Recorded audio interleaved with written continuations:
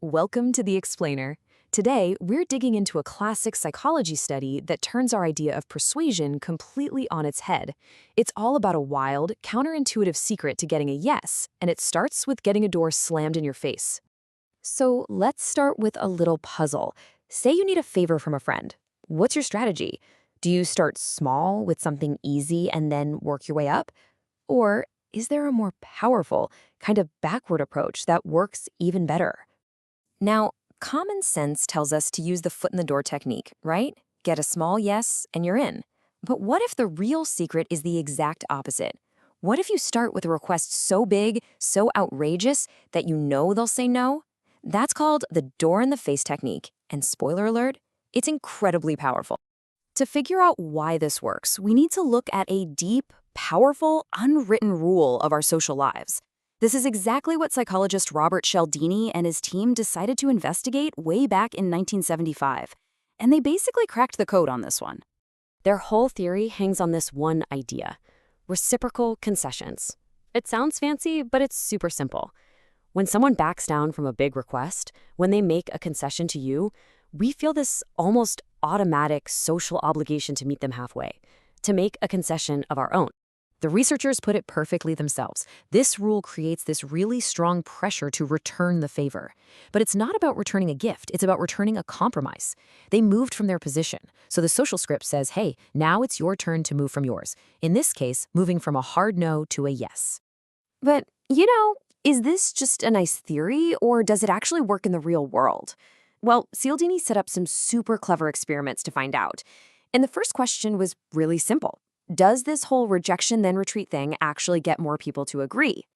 So in their first experiment, researchers went up to students on a college campus. For some of them, they asked for something huge. Would you volunteer to be a counselor for juvenile delinquents 2 hours a week for 2 years? As you can guess, every single person said no. But right after that rejection, the researchers came back with their real, much smaller request. Okay, how about just chaperoning those same kids on a single 2-hour trip to the zoo? And the results? Whoa. Just look at this chart. When students were only asked about the zoo trip, not even 17% said yes. But for the group that first rejected that insane 2-year commitment, compliance shot through the roof to 50%. That is 3 times as many people saying yes, all because of the request that came before. Okay, this brings up a good question, right? Is this really about reciprocating a favor? Or is it just a psychological trick, what they call a perceptual contrast effect? Maybe the 2-hour zoo trip just seems like no big deal next to a 2-year commitment. It's a fair point, and the researchers had to check it out. So they were one step ahead. They created another group where the experimenter just described both requests, the big one and the small one, and then asked if they'd do either. And in that case, compliance was only 25%. So that tells us that just hearing about the big request isn't what does it. The magic ingredient is the act of personally saying no first.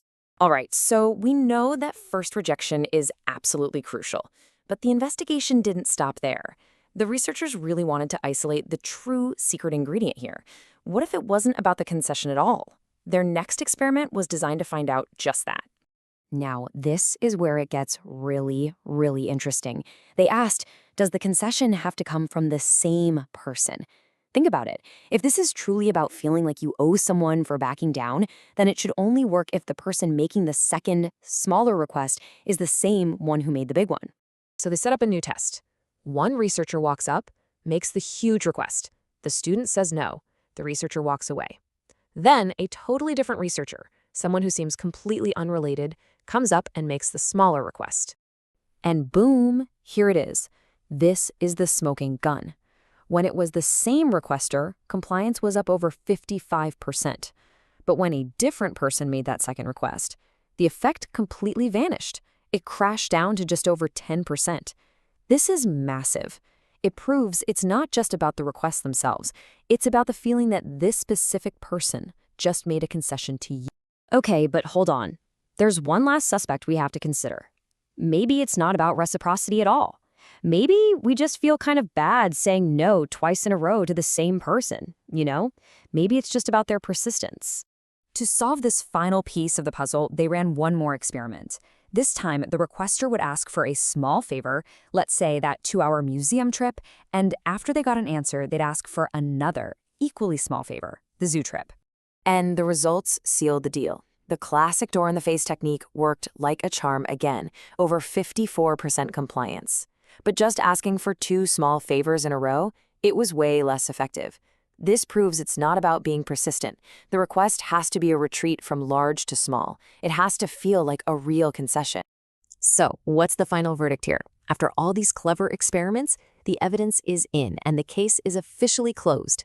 After we systematically eliminate all the other possibilities, it's not perceptual contrast, nope, and it's not just about persistence. All the evidence points in one direction.